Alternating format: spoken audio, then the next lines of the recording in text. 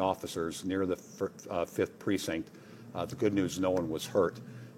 So we'll see if we can rehook and connect with some of our guys to get you through that.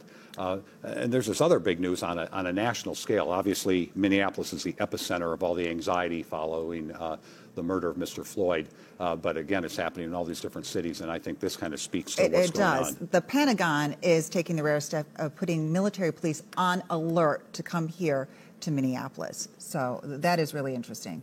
It is, and if that sounds extreme, ladies and gentlemen, when you understand what might happen tomorrow, it might sound maybe logical to you. Pat, do you want to speak to this with the Pentagon putting military police on alert, and who are they and where would they come from? Yes, I do. We've been talking to some Republican officials tonight who have been in contact with the White House.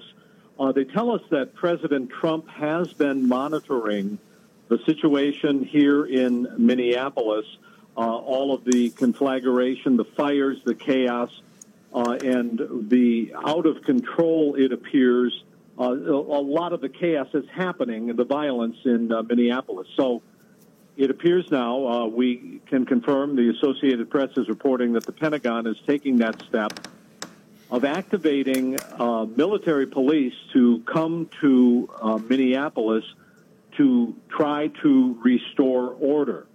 Now, I have reached out to the governor's office to ask for comment on this.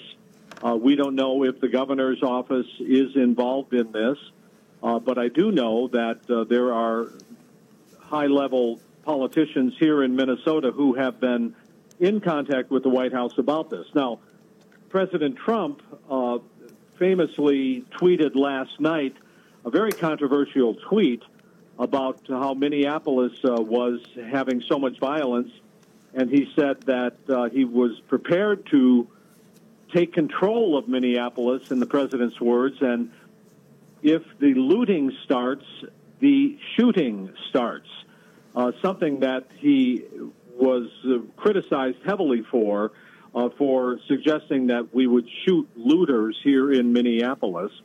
And he had a press conference today, and everybody wanted to ask him about it. It was a press conference, however, on China, and he took no questions, talking about China and COVID and the WHO. But the bottom line here is that the president is very concerned, is what I'm being told. The president is very concerned about what's happening in Minneapolis. He has ordered the Pentagon to activate military police to come to Minneapolis to help restore order. So that is a level of police and law enforcement that we have not seen here in Minneapolis in all of my years. Yeah, Pat, I know you said that the president didn't talk about this at the press conference. He was talking about China, but I could have sworn I saw a tweet from him explaining himself when he said that, and he said he was trying to say that the looting leads to shooting. Yes, that's how the president tried to explain it. This is after Twitter placed a warning label on his tweet that the looting starts and the shooting starts. They said that it glorified violence, and that particular phrase is a well-known phrase in racial history. Yes. It's considered racist, comes from the 1960s from the South during the Civil Rights movement. And so he was trying to explain that. He did not allow any questions at his press conference today, so we don't know exactly how he felt. But yes, you're right. That is how he explained it. Pat, hold that thought, because I want to try to advance this as I don't know. It's interesting, but I don't want to keep hashing the president's tweets from last night. I have some questions moving forward for you. But we just want to let people know a lot of the video that they're seeing is stuff that was all shot tonight, Friday evening in Minneapolis. There's an 8 o'clock curfew. It goes until 6 o'clock. We've had some gunshots fired at the 5th precinct. Everything you're seeing is fires from tonight, or what I guess you would call unlawful gatherings or civil disobedience, however you want to frame it, as we do that. So, and also Sure. The Department of Public Safety put out a tweet that's saying that law enforcement officers have arrested several people who ignored the dispersal orders, and they didn't leave the area. Well, around yeah, the 5th I wish we had a firmer Amelia, number let's on talk that. about that for a little bit. And But no, Frank, Pat, that, can we talk about this police thing and the help and what this means first? Because, Of course. Last night at 1:30 in the morning, I'm listening to a press conference from the mayor, and he immediately, the mayor of Minneapolis, Jacob Frey, says, we need help. And then today I heard a press conference from Melvin Carter at 2 o'clock, and he says, we needed help, and we need help. It sounds like this is help. I mean, can you get over the political hurdle of the president wants to provide you help? Because tomorrow we could have anywhere between 10 and 50,000 people here.